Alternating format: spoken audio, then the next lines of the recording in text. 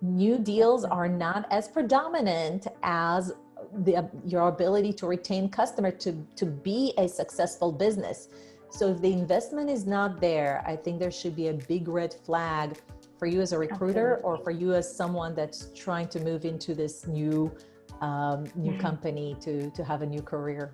Hi, and welcome to another episode of the peopleHum interview series. This is your host Neha at peopleHum.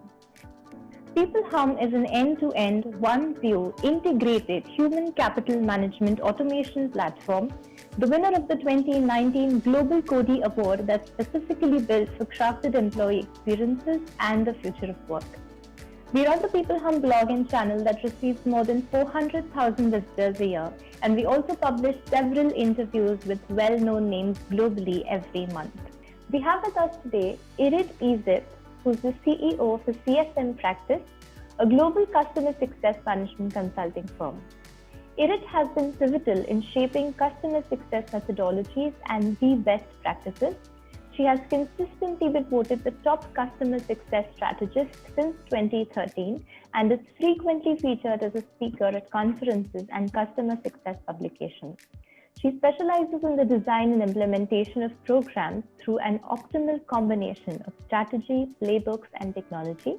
Irit is involved in offering high-quality customer success strategy design services for executives who wish to scale their customer success operations while producing quick and tangible business results. So with that, we're looking forward to a very interesting conversation. I'd like to welcome you, Irit, to peopleHum. Thank you so much for being here with us today. Absolutely. Thanks for having me. Irit, can you tell us about CSM practice, of which you're the Chief Customer Officer and CEO? I believe that you've been running successfully for the past 6 years. So how did the company come into being, and what has the journey been like with respect to work? So I started the company after 20 years doing consulting, and then in between, I worked for a company called Gainsight, which is one of the leading customer success technology solutions in the world. And the team, when I joined, was a very small team. I was one of the early executive team members.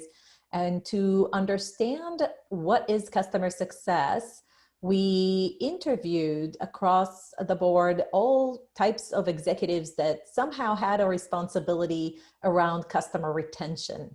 Right. And we tried to understand what are the processes that they have and tools that they use and teams that they build in order to increase customer retention, because we've seen the opportunity in actually having that being a separate type of function within the organization. And to our surprise, it took a lot of different forms in different organizations, and there wasn't really a consistent play that was called customer success. So we took it upon ourselves at Gainsight to develop and really be the trailblazers. So everything customer success, the company put as many resources in educating the community around what is customer success as it did in developing its technology. A year into working with that team, I actually thought, you know, I'm best serving this community as a consultant, as a thought leader, versus being part of a technology company. And I started my own consulting firm, which, by the way, is what I did, you know, for many, many years before I joined that company, and haven't really looked back ever since. Wow, that definitely sounds very interesting. And I feel like there are obviously a set of challenges that come with starting off with something from scratch. But then at the end of the day, once you do that, I'm sure you have a lot of in-depth knowledge into that as well. And the fact that you're going ahead with that in your career is absolutely superb. Moving on to the next question. You're among the top 100 customer success strategists. So I believe what our audience and myself want to know is, what does it take to truly ensure customer success? So could you share some anecdotes maybe that could benefit our audience? Yeah, a lot of times we see customer success teams really being renewal teams or support teams with a glorified title. So I think that the question is definitely an important one.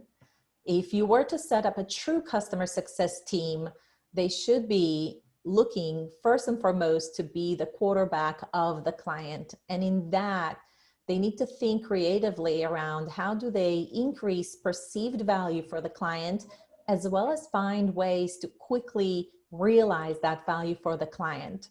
And we know for a fact now, it's been 6 years in, promoting customer success and doing a lot of research, that there's two main factors why customers renew. One is you want to maximize value for the client, but also you want to have a meaningful relationship. When you're in a SaaS world, software as a service or a technology company, you're thinking that companies sign up because you have certain features or functions, and you keep talking to them about these new features and new functions that you have or new features that you want them to adopt. That's a big mistake. If you had a strong customer success team, they would keep talking about, well, you're really using our solution for recruiting employees, but what about also talking to them and also using our solution to assess their performance, to engage with them in their future career plans, or setting up goals for the team. And so there's different aspects for different functions in the organization. And if your solution can actually cater to multiple use cases, that's a better conversation than to say, hey, did you know that we had this additional widget? And that's really the goal of customer success. And by partnering with clients on their business outcomes versus the feature and function that they can use, or the level of adoption that they had, or tickets that you resolved for them, you're getting a better partnership and a more meaningful, trusted advisory relationship with them. And that is the main role of customer success. Definitely. That definitely sounds very insightful. As someone who has worked with technology, I'm sure that you'll agree that technology is the need of the hour. So I want to ask you, how can one develop a savvy mindset? So this goes especially for those leaders and comparatively older employees who are sort of learning to adapt to it while working in a pandemic-ridden world that demands regular use of technology now more than ever. I think when you think about who should be in customer success, it really depends on the business model. So if you have a long cycle of, when you do the initial sale, most likely the customer success manager would mainly be focused on adoption and value selling. If you have that sort of, consultative experience, or you've been working for a long time and you've done a lot of professional services at a higher level, or have done maybe solution consulting or pre-sales, you might actually be a very good candidate to move over to customer success, because you have those consultative chops with an understanding of how to translate those to technology implementations. Yes.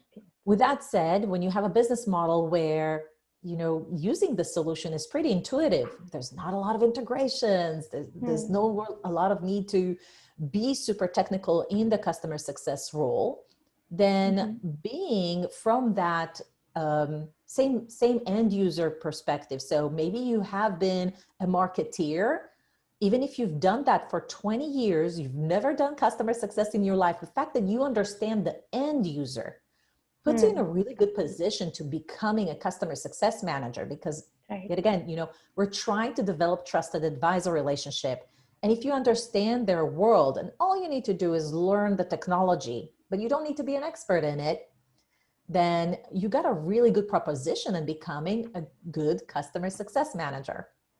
Definitely. I feel like that's a very good way of looking at it. And it's also hopeful for some, because we are in a time where everything is changing so rapidly. And I feel like there's a certain comfort in understanding that as long as you understand the people that you interact with, nothing else matters, because technology is just a means to achieve it. So that definitely puts things into perspective. Thank you for that. As someone also having considerable experience in the field of strategy, how would you say leaders need to change their strategy towards their work in order to make it more efficient in a challenging economy? Well, I think that to be more efficient in this world, you have to really acclimate it to the remote environment. Look, if I'll just put it in the context of customer success, okay, because that's the area of my expertise. And I can tell you that most strategic customer success managers, the ones that work with big accounts, used to go to the account once a week, once a month, have these on-site workshops with them with lots of people in the room.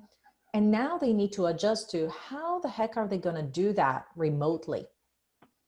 Are there different outcomes that their clients are challenged with now that the pandemic has, took over and everybody's world has changed? Have you changed your lyrics?